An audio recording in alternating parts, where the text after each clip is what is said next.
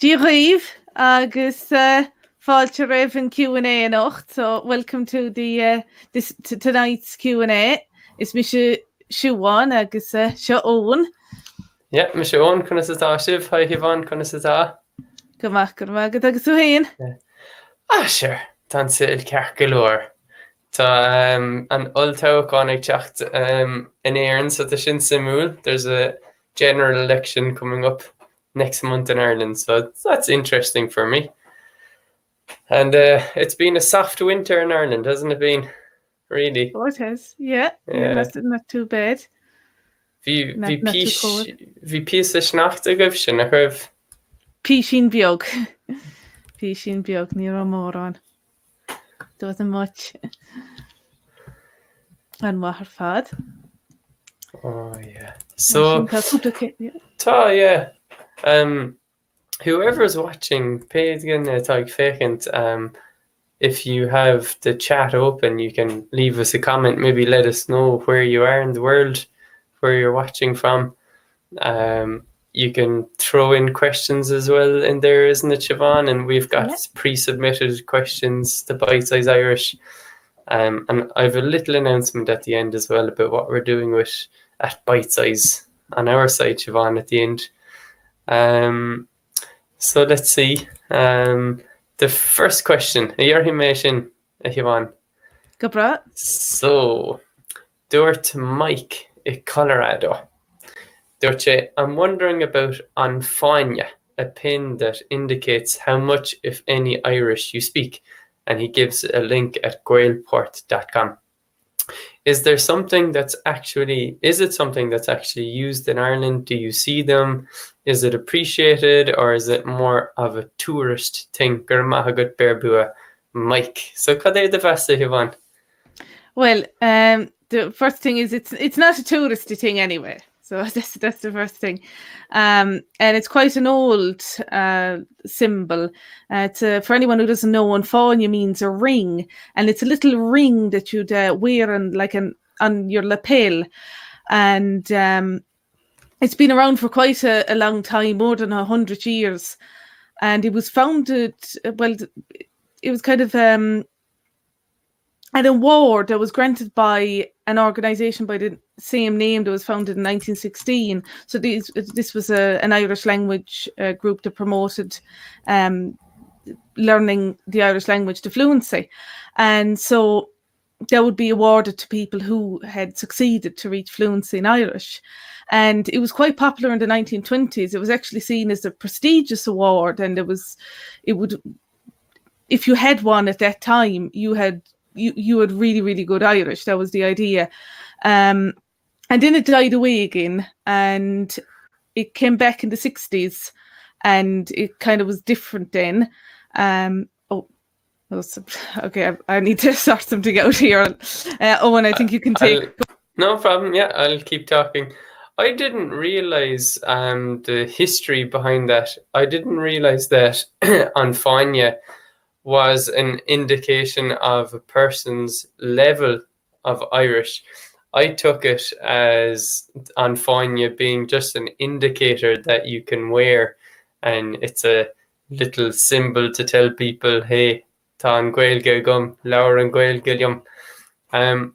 Personally, I've never worn it, and I don't know. I'm guessing it goes through Conran na Gaeilge these days. I could be wrong. Siobhán, I was saying that I didn't realise it was an indicator of the level of level of Irish somebody had. I thought it was more like just an indicator of please speak Irish with me. Was that the 1960s version of it, or? More so, yes. It's like, I know that there was an exam. I'm not too sure. I know it was customary to have to do an exam until recently. Okay. And I know some people still do an exam to receive one. And like there's different colours now. There's the gold one, and there's the silver one, and there's like a bronzy one. And it depends on your level of Irish. So the person, that person's fluent if it's gold. If it's silver, they're pretty proficient. And that sort of thing. And there's also these days, there's the cúpla focal badge, which is a little colourful badge with cúpla focal written on it, and it tells you like that this person has a few words, cúpla focal. So today I've seen it. I'd say maybe you've noticed this as well, Owen, that it's usually in at like social occasions or social gatherings. It's not really something people wear every day, I find. No, it's probably if you're going to, especially like an Irish language event or maybe something culturally related like that, you're probably more likely to see it. I don't see it in everyday life. Me neither. It's really just like maybe it's a music session or some sort of gathering of some sort. Yeah, and do you know, is this Conradh na Gaeilge or another organisation? Today I'm who does it today again? I'm not. I think it's still. I think it's but it always was related to Conradh na Gaeilge to some point or other, pretty much almost from the start. And I say it is today as well, but I might be wrong. I like the idea of the cúpla focal badge, because if you wore the fáinne, okay, maybe there's the colours to indicate the different levels you have, but it might, if you're learning Gaeilge, it might seem a bit threatening. You're asking somebody to throw some Irish at you if they see it. So I like the cúpla focal one. That's nice, yeah. Siobhán, I'm just going to give a shout out to the people. Mike said he's in Colorado, James in San Diego in California, someone in Indiana, Lisha, Tashi Dibradorn in Tipperary, same as you, Siobhán. Iota is in Greece. Martina, Siobhán forgot to pay the electrical bill. Just another light switch. Fuse went off at or something, I don't know, bulb went. And Michael McFadden's with us, so Vihil, do you got to kind of talk to? So will we jump on to the next one, Siobhán, or did you have anything more to say about the fáinne? I'd say that's about it. So basically, it's not a touristy gimmick, it's a real thing, it's a historical thing even, and people wear it with pride today. So yeah, and it's not impossible to find someone wearing one. There you go. Maybe that'll inspire a couple of people who are watching to go and look for the fáinne to get one themselves, or indeed the cúpla focal badge. And I think I should write up what that looks like, so I'll put that up on the screen so that people know what we're talking about. Excellent. That's what on fáinne, the ring, it means. Excellent. So we'll go on. Jim in San Diego sent in a question previously. So Jim said, there is so much to study and I sometimes try to do too much. Yep. I love the songs from Siobhán, but I was wondering if I should for now just practice pronunciation. And then there's another question about fadas, so we'll get to that as well. So Siobhán, what do you think about this balance in learning? The thing about, well, there is a lot to study and you can get a bit overwhelmed, all right. But I would say to take in a bit of everything. I think that's healthy. Good bit of listening, pretty much everything. And like just practice pronunciation. There's so many different ways to practice pronunciation. There's, of course, looking into the theory of it. There's just like trying to pronounce words, trying to remember how words are pronounced, trying to read words, trying to figure out how Irish spelling works. There's a lot to it. So I would say to really hone your pronunciation skills, you take everything in. If that's learning a song, if that's listening to the radio, if that's watching an Irish language drama on TG Cahir, or reading a little children's book, especially listening, obviously, that's the main thing there, because otherwise you can't really hear the pronunciation to learn it. There's a lot to it, isn't there? Yeah, there's lots of elements. It can be, first of all, intimidating, can't it? So if we're talking pronunciation precisely, like you see a word and you don't know how it's meant to be pronounced, especially people who haven't had the privilege of going through the Irish school system. We almost take it for granted when we're in Ireland of how to pronounce words to get the feeling of the language. I don't know. I agree with you, Siobhán, about mixing it up. So, just on a completely tangential subject, I was talking to someone lately about reading books, and I get books through Audible, so they're audiobooks. So I was sticking with this one book, and it's like 8 hours long, and it's interesting enough, but I wasn't really too excited by it. And the other strategy the person was suggesting was, well, why don't you get a few books and like dip in and out of different books, and it'll keep your interest. And that's absolutely what happened, because I was able to go find another book that I'm interested in, listen for as long as I was interested, then go back to another one. And for me, that lies in with the idea of enjoying what you're doing instead of getting stuck with what you're doing. So, Jim, like, I think songs in themselves are a fantastic way to learn a language, because there's a couple of like reasons for that. They're structured, so you've got the words in front of you. You can practice on your own. You can listen to how other people do it. And you can, even if you're brave enough, at one point, share that with others, share your song with others. So learning to sing songs in Irish, even if you don't understand the words themselves or most of them, I think it's a very valid way of going about trying to learn a language or getting into the language in a different way. Siobhán, if we're talking about pronunciation, like if somebody's on their own and they see a written word in the Irish language, how would you suggest they tackle this if they don't really know how to pronounce the word? Maybe they could look it up. Are there different resources? There are like especially there's a pronunciation database on changlin.ie. So there you'll hear most common Irish words on that. So I just share a link to that. So if you go on changlin.ie, you'll see there, you can just type in the word, and if it's not exactly spelt as you see it in a book or whatever, it'll probably suggest the closest word. So that's a good one as well. And when it comes to pronunciation, of course, it's pretty phonetical. It's just to break it down into manageable parts and figure out how it all works. Yeah, there's aber.ie as well, isn't there? ABAIOR, which is I believe from Dublin City University. I could be wrong. Which has a like computerized pronunciation of words, Irish language words, if you put them in. So that's a good way to practice if we're talking pronunciation specifically.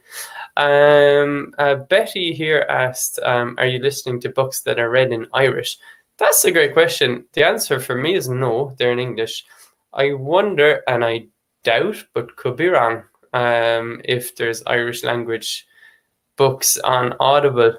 But I always point people to litríocht.com, which they claim to be the biggest Irish language bookshop, which is probably true for the amount of stuff they stock. And there could be kind of audio-based products. There's certainly like songs for children. Like I love the book Peggy and Litter Wooer, which comes with a CD, and about 10 of the songs are sung. Any other tips there for Jim, Siobhán, or will we move on? Well, I guess when it comes to that, the pronunciations, I guess that's about it. When you mentioned there about audiobooks, I don't know of any on Audible, but yes, literally it does, and also on SoundCloud. You can come across them on SoundCloud, on Goom and Quishliffe. So I just write up those. So if you go into SoundCloud and you see if you search these on Goom and Quishliffe, you will these are separate They're publishers. publishers, yeah. Yeah, and they have actually put up some of their audiobooks for free. So there's some of them are children's books, some of them are not. They're adult novels, some of them, as in mostly geared towards adult language learners. But And yeah. Siobhán, could you show the litreacht.com as well? Oh, of course, yeah, and I'll add that to that. People will have to type it in unless we paste it in. Let's see. Jim had another question about how to type the fada, the accent mark over the verbs we have.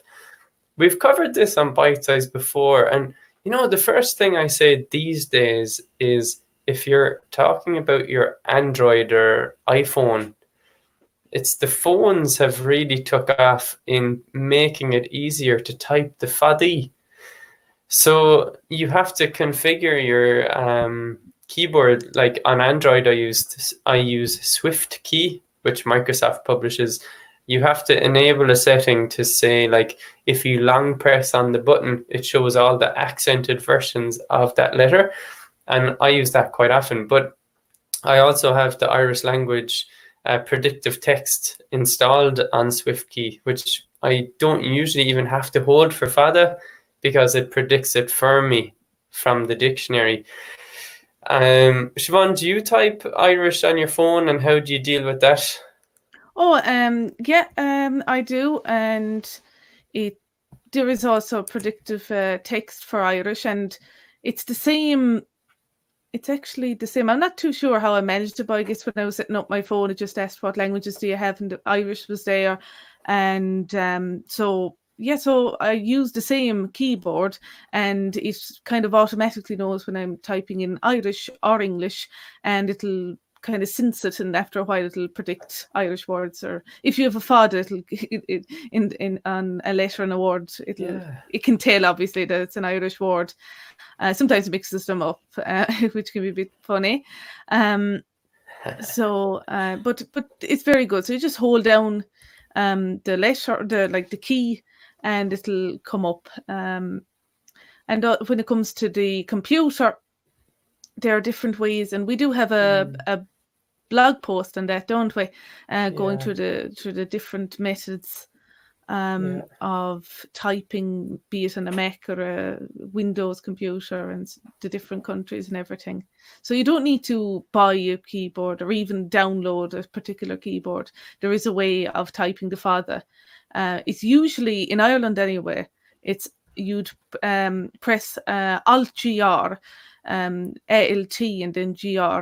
That key, and then you'd press that down and keep it down, and then press the letter you want with the fada over it. So that's usually. Although I think that's if you have the Irish keyboard set. So when we're in Ireland, that's the usual setting in Ireland. Yeah, in Ireland. Although if you go messing, for example, with your Windows keyboard and you have an American keyboard layout, it might mess things up. Like we have the euro symbol, for example, whereas you probably wouldn't want that. So it does get trickier on the computer. I don't think there's any one simple answer for typing the fada on the computer. And, you know, almost the hack is to have a text file with them and just to help yourself out there, so you can copy paste. So we'll say thanks to Jim for the questions, Garmina Market, and thanks for showing up as well today, Jim. So we'll go on to Iota, who we already mentioned. Sorry for not pronouncing your name properly, probably. Who said, Díríomh Eoin agus Siobhán, I would like to ask how I can pronounce those double letters, such as MH, DH, SH, GH, FH, CH. Guramahagut. Yeah. Where do we start there? What are these combinations, Siobhán? So these have the shevu on them, or they're lenited as it's called. And this means that they're not pronounced as you'd expect them to be without the H. So they're modified by the H.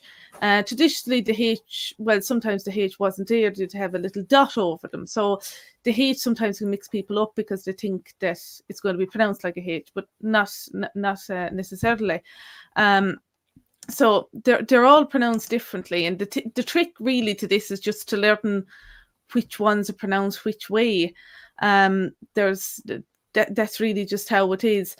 The thing about like MH and BH, they're the same. Like you pronounce those the same way. The DH, it can depend on the word spelling as well. So there's these things called slender vowels, and the slender vowel is I. The slender vowels are I and E, and the broad vowels are A, O, and U. So I and E, they tend to affect a number of different consonants in Irish, and it's the same here with many of these, like BH or MH or DH. DH, the pronunciation can change depending on if it's followed by an I or an E or not. The easiest ones to remember, I would say, is SH and TH, and because they're pronounced as H's, and FH is silent. And then the CH is like most people can manage the CH all right. That's it, because it's like that. Because it's like people think of Loch. They think of the Scottish pronunciation. Yeah, you can words. like Shrek. Yeah, Loch. Yeah, that's it. But people remember that. So that's an easy one. GH, people often get confused by that one, because that one, I guess GH is probably the hardest, due to the fact that sometimes it's completely silent, sometimes it's not, sometimes it's pronounced like a G, depending completely on where it is in the word and on the dialect. So GH can be a really confusing one. Jerry pointed that out in the comments, that it can depend on the dialect as well. There is some variation there, definitely. I like your approach, Siobhán, of divide and conquer. So if you break down these different combinations and try to attack them that way, you can at least figure out one of them and learn the similarities between them as well. Siobhán, what do you call that old dot above the consonant that was there before we introduced the H's instead of it? Búlche, that's usually what it's called, búlche. Búlche. So that's the little dot over it. So and we were talking about this recently. Like, I kind of miss that. I'd kind of like if we introduced that back into Irish, because especially, with the mobile tech these days, there's not actually anything stopping us from using special characters again. It was technically very difficult for a couple of decades. And when was this? Maybe the 1960s or earlier than that, Siobhán, that we started standardizing with the H. I don't know what year. That time. It's about the 1940s, I believe.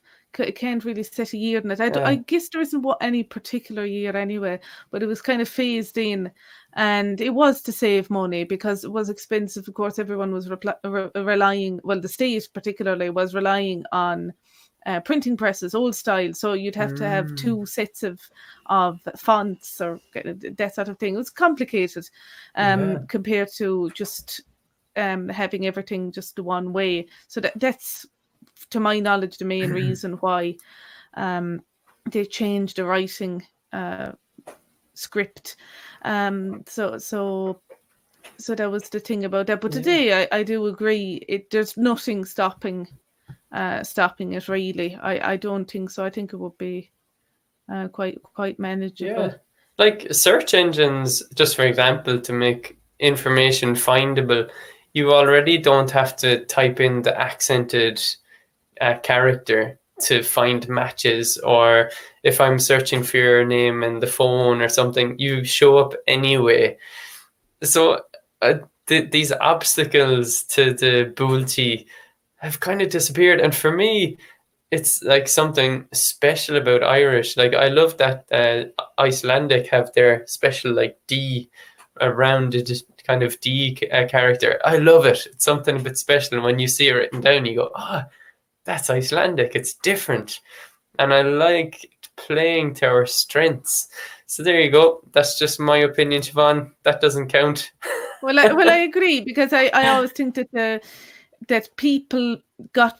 I think it would not confuse people as much. Well, Irish spelling, I mean, wouldn't confuse people as much if it was spelt the old. Well, I'm not saying the older spelling, but if the font was the old style Gaelic, as it's called. So if that was the case, I think people would not try and pronounce Irish words as if they were English words, because they would automatically see, these point. letters shouldn't be like English anyway. It's different. Like, just for example, there's the name Ehna, woman's name, and in Ireland you usually hear it pronounced Etna, so people pronounce out the TH, the English language speakers, and there is not a TH sound in there, really. It's just because it's written that way that people took on the standard of pronouncing that TH, but actually it was never really there. So, okay, we'll go on. There's loads more shout outs from people all around the world, from Brazil to as far away as Waterford. So great to see everybody. So an Clog Gaelic, that's the Irish font. Would that be the Irish type? Gaelic type, you could translate it as. I see it translated as that, the Gaelic type. So if you're interested in seeing what that looks like and anything about that, you can find out about that. And it wouldn't be fair to not mention that on Bitesize Irish, if you remember, we've got the online course with video lessons called Crack Irish Pronunciation. And it's one that I recorded. It has a method for breaking down any word into groups of letters like those, MH, SH. It gives you like quick summaries of how those letters might be pronounced. And then you basically put them in a row on a sheet of paper and try your best to at least estimate what that word might be pronounced like. And there's worksheets with it. So there you go. If you're a Bitesize Irish member, check it out. It's part of your Bitesize Coursey online courses. So on we go. Arrival at Yvonne. So Garnet in California said and asked, does Irish have gendered nouns like many other languages, Spanish and German, for example? Or is it like English that an object doesn't have any particular gender? I'm a beginning student and I simply can't tell, just wondering. So Yvonne. Oh, certainly, yeah. There's two genders. We don't have neutral. So we have masculine and feminine. Now, it's not like some languages where it's very easy to tell the masculine from the feminine. Like you can, there are particular, let's say, characteristics that usually, if you know them, can tell you, oh, this word is feminine or this word is masculine. But it isn't black and white. It isn't like, oh, all the feminine ones in an A or something like that. It's more the opposite. So there are certain patterns, but they're a bit more complicated compared to some other languages. But yes, we do indeed have gendered nouns, masculine and feminine. So no neuter. It does complicate things, like grammatically, right? It's another part of the grammar that technically you should look out for. Yeah, it's something to learn, all right. Now, that being said, Siobhán, I don't know the genders of the words, and I don't speak accurately to reflect that either. I'd say a lot of the time, like most of the time, I think we do kind of know it automatically or something, because I find that people learn it, like naturally learn the genders through phrases where it's very obvious that a word is masculine or feminine. Like, for example, chimpel na chira, like that na chira there. If you don't know Irish, it won't make any sense to you, but it's very, if you know anything about Irish grammar, it's very obviously feminine. And there's lots of things like that where you're just so used to saying them anyway. It's kind of just, it's right. Embedded in how you'd say them. I'd say that's one of the main things.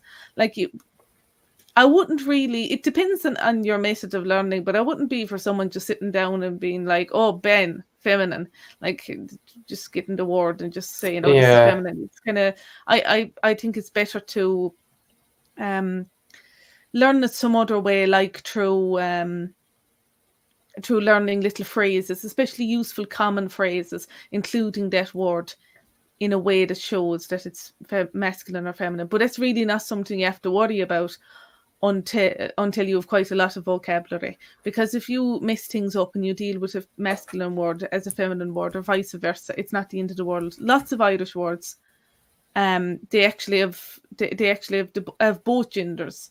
Like some of them, they might, in one dialect they might be masculine, and the next they might be feminine.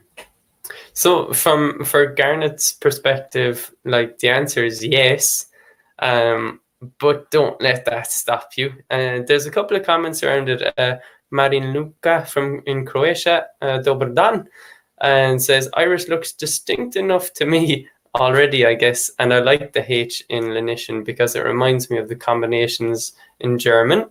Yeah, fair enough. There was one more, Christian, Colleen Bjog, little girl, masculine noun. Colleen is masculine. Because the ending, the genders depend on the endings of the words, and that's like I would say always. So that ending happens to be a masculine ending. It doesn't make sense, but yeah. So that's the patterns that I was talking about. So that's why you can tell. It's just that there's lots of different characteristics. We'll go on to our last pre-submitted question, Siobhán, and in the meantime, who asked about Pádraig Mac Piarish behind you? That is Pádraig. Seamus was asking. That is Pádraig behind you, isn't it? He's all right. And the Declaration of the Irish Republic. For Ogren Public. And will she ask Gaelic or Spéirle got then sin? Spéirle for air. Oh yeah. That's fair and can Gaelic. I'm sure comma. So Peter in Hampshire in the UK. So Giaguita Eoin and Siobhán, I came across today a term used to describe what profession someone is, but it's slightly different way than I know. And the way that this new way was Muintir atá I. But I'm used to saying is Muintir I. So this means she's a teacher. So is one like an exclamation of surprise, or is there a mistake? Siobhán, there Muintir atá I. That kind of combination doesn't feel natural to me, but it's reminding me of something. I think it could be a bit of a mix-up there. So he says there that he's used to saying it's Muintir I, but Muintir atá I. I think what you're getting at there is Muintir atá Inchi, which would be correct. Muintir atá Inchi, and that would be correct. Muintir atá Inchi, and I'll write that as well. And it also means she is a teacher. It literally means a teacher. It is in her, and because you can say tá she in a Muintir. So I'll write that option as well. So these are all different ways of saying she's a teacher. And you can also say many other things as well, just with the same type of sentence structures. And you can say is Muintir me, I am a teacher. Yeah. Exactly. Or tá mé Muintir. Tá mé Muintir. It's just more convoluted, to be honest, as you can see. Like it's Muintir I, that's people like to stress that because, as you can see, it's much snappier. Whereas the other ones, they're a bit more convoluted. But to be honest, I tend to hear things like Tashi in a Muintir or Muintir Tainchi very commonly in speech. But it's Muintir. It's handy for when you're writing, especially because it's very straightforward. You can't get confused by that. But they're all those three are correct. Yeah, so there you go. We often get that question in different forms at Bitesize about, hey, you're teaching it one way, I've heard it another way. And to be honest, there can be different forms, different valid ways. We have this, if you're speaking in English, there's many different ways to say something. We just don't realize when a language is native to you, you don't even think about these things. And it's something I covered in the Bitesize Irish podcast this week, that if you are learning a language, it's giving you the chance to come at the language with a beginner's mind, and you can ask these questions that the native speakers don't even think about, like you were saying about Timple Natira. So there you go. It's a tough benefit, but it is certainly a benefit for when you're learning Irish. So Siobhán, I'll pick out maybe a couple of questions from the comments from the chat as well. A very general one, and I could be biased about this one. So Siobhán, what is the best way to learn Irish as a non-Irish native? Oh, the best way. So that's a very general one. So being from Bitesize Irish, of course, it's very easy to say. Like that, we provide a very good way of getting a foundation in Irish. So I would say that expose yourself a lot to Irish. Exposure, absolutely, isn't it? Yeah. Immersion. Yeah. Immersion, exactly. That's very important. So you can do that by listening to Irish radio stations, TV, stuff like that, and so listening to, of course, songs, and try and get in touch with people who speak Irish, other learners, and we also help with doing that at Bitesize. And don't get too bogged down with grammar. I personally think that grammar is more for when you have that foundation already set down, because the grammar explains what you have already learned. So it's very difficult to get into grammar just at the very beginning. Maybe really, really basic stuff to help you out, but sort of grammar as you need it, I think, would be a good approach.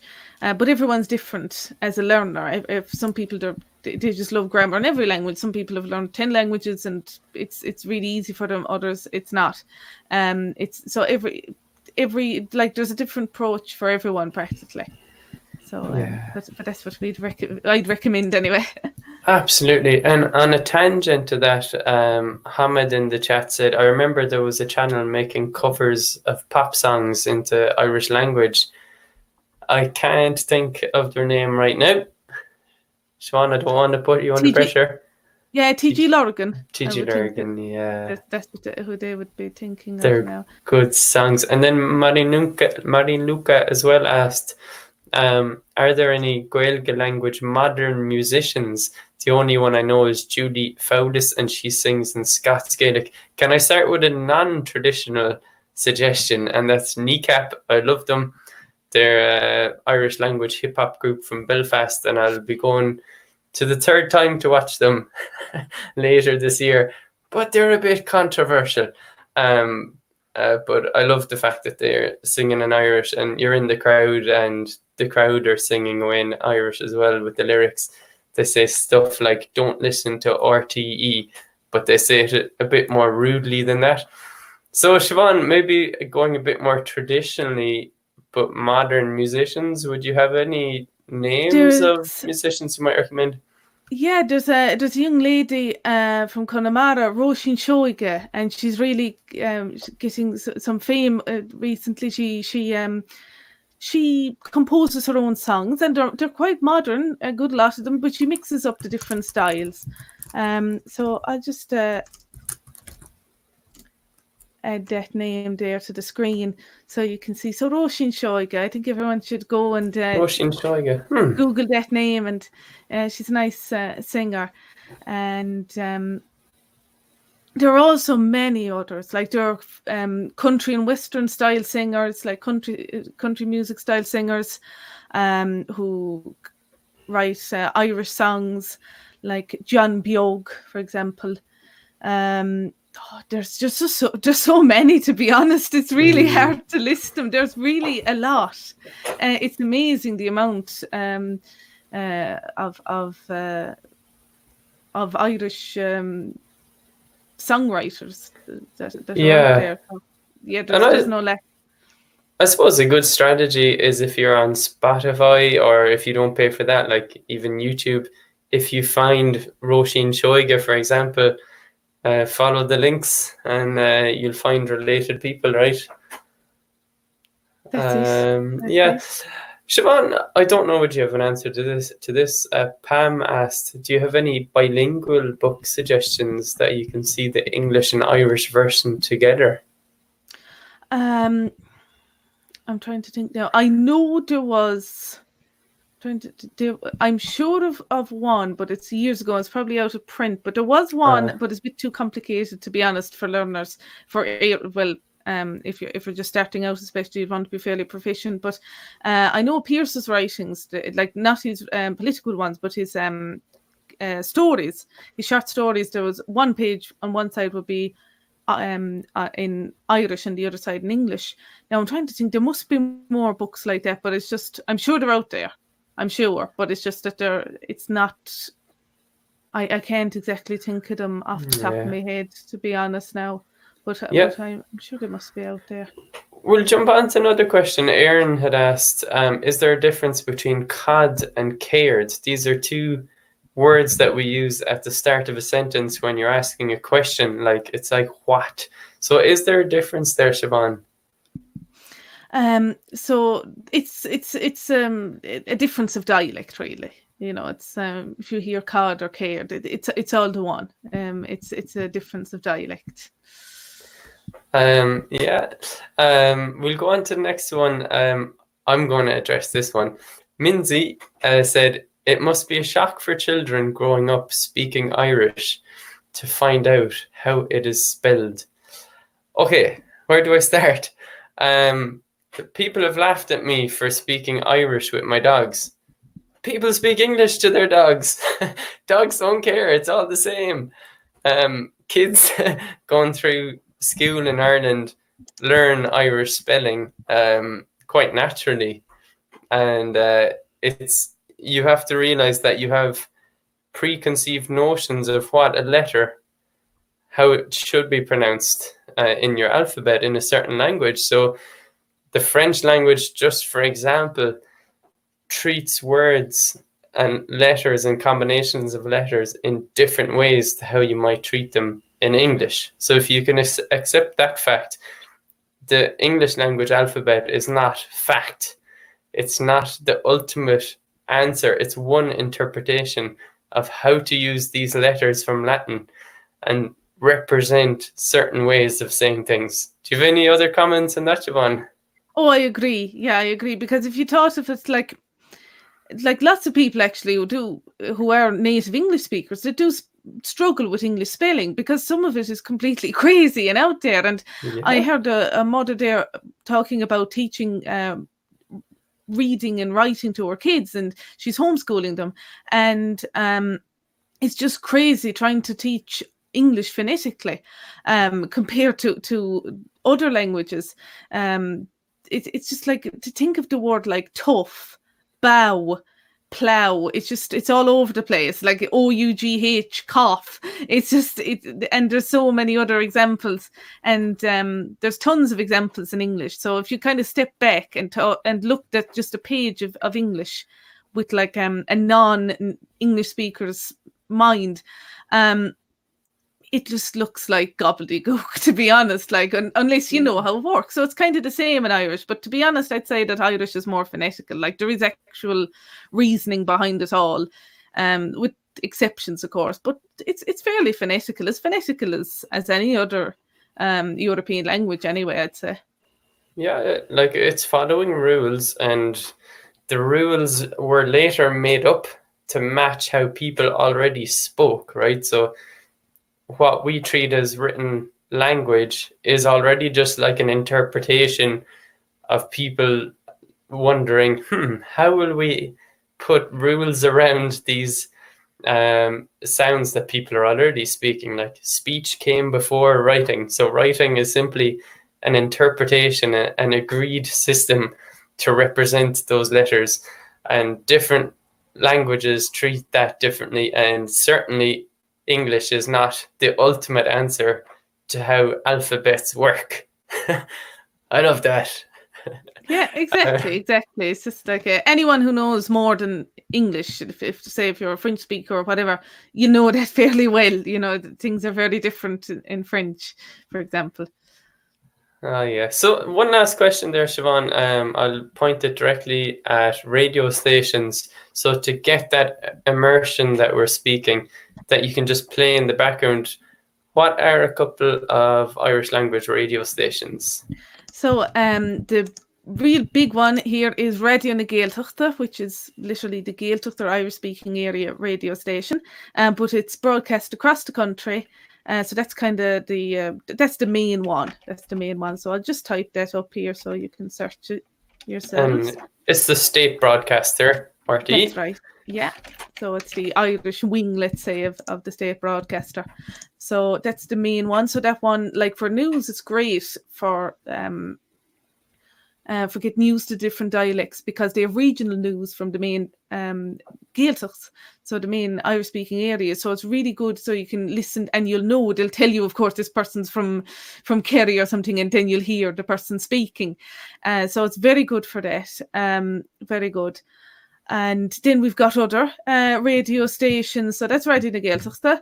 And then we've got other ones, they tend to be more local, like there's Radio na Lifa, which is the one for Dublin. Which is quite big in itself, in fairness to it.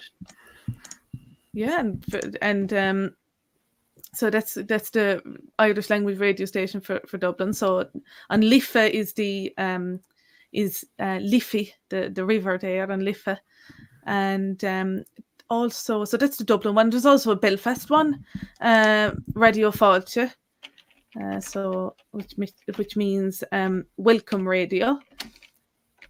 So I'll just write that one up as well.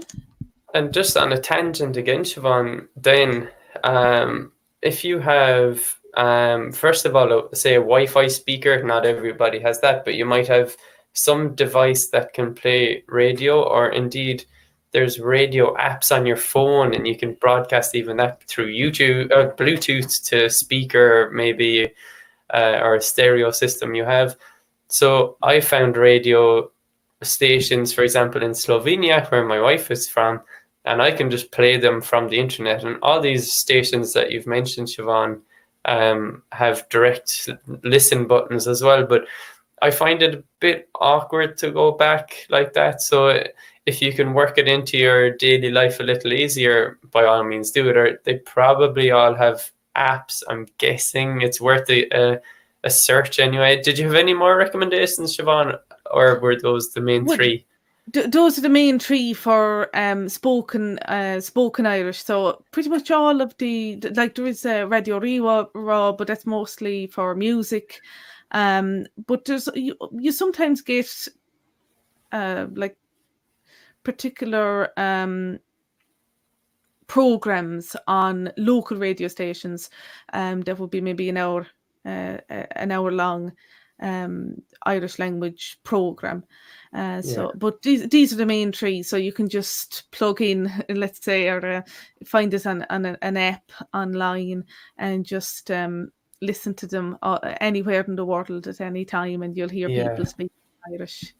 And there's different ways to listen to them. There's passive and then more active. And I say, don't force yourself to try to be active all the time, because people tend to beat themselves up about this and say, I don't even understand. I can't even pick out words. And what I'll say there is just let it play, put it on part of your day, enjoy it, enjoy the music they put on, and don't use it as a tool to beat yourself up with. So great tips, Siobhán. I wanted to make that announcement at Bitesize, because we've got we launched in December with 3 new membership plans, and we're updating it this week. So we're basically, for the what used to be the higher level plan, we're bringing that what's available on that down to the middle plan. So we're making it cheaper, and it means that people on the speaker plan won't just be learning on your own. So you're not just using the Bitesize course online, but we've Bitesize Pubble, and Pubble means community. And Bitesize Pubble is our private online community where we implement Gaelic, Gachla, Irish every day. Myself, Siobhán, and Gabrielle, the Bitesize team, are part of Pubble, and we've got daily challenges. Now, what's special, what we've added now, what we've decided to add to the speaker plan is Bitesize Bio, which is our usually weekly online group call, in a private call, where we have structured conversation in Irish. So we have a script, and you don't have to be able to even understand the words. It depends on your own level. That's up to you. But at least it gives you like this little way to get into the language and practice it and get immediate feedback. And for those with a bit more fluency or capability in the language, we'll have some type of more kind of free flow conversation based on the topic. So not just be stuck in the script. But we had huge success with this format in our Carlin and Taurig last summer. I really loved doing that workshop. And so we're introducing this to Bitesize for Bitesize speaker members. So I'm sure there's a couple of speakers watching. So log into Bitesize Pubble through bitesize.irish and go to the Bitesize Bio category and post in there. And we're going to organize the Tuesday calls. And if you attend Irish language classes, you're the person we most want to help, because you're already invested in the language and we want to boost your learning. So our hope is, by giving you another chance of connecting and practicing with others, we're just going to level up your Irish. And like we say, if you're practicing the Irish language every day, you're becoming a practitioner. And do that for long enough and you'll become a speaker. Don't be just a learner learning on your own. Maybe there's a case for that when you're beginning, but don't get stuck on your own. Reach out and find the other people to connect with. So Siobhán, would you like to give any other last tip for somebody who's maybe lacking a bit of motivation with the Irish language? They feel inspired by it, whatever their background is. They did it in school or grew up outside of Ireland, doesn't matter. What could they do that's a little more fun and re-spark their motivation with digging into the Irish language? I'd recommend some of the short films, or maybe the longer ones even, that you can find on YouTube. And there's also some series that were on TG Cahir, and you can go on TG Cahir, and I'll just write that up. So that's the Irish language TV station. So TG Cahir. So you can go and watch that online, and there's lots of different programs there of different genres. And you can also go on YouTube and you can find some short stories. And not short stories, but short films and stuff like that. So I think something visual as well can really get people motivated, I find. Yeah, fantastic. Well, bhí sin gúin do chuirhann tú tan bhasin na Siobhán. Oh, one. Bhí sé go deas na chuirhann. We have to say, yeah, thanks, gur a míle maith agaibh. Thanks so much to everybody who participated and watched. And there's obviously an appetite there for digging into the Irish language. So just realize you're not on your own. You're not the only one. There's many like you. And it's just really a matter of reaching out and finding those others. Yeah, see you over at Bitesize. We've got the podcast, we've got the blog, we've got the weekly newsletter. Sign up for that. And we might see you on a Q&A in the next month or two. Huh, Siobhán? gan wa her fad gohíntaach tá méid súlis, that's great, and I'm looking forward to this. Okay, gur míle maith agus gur mágad Eoin. Gur máid híon lá tamil.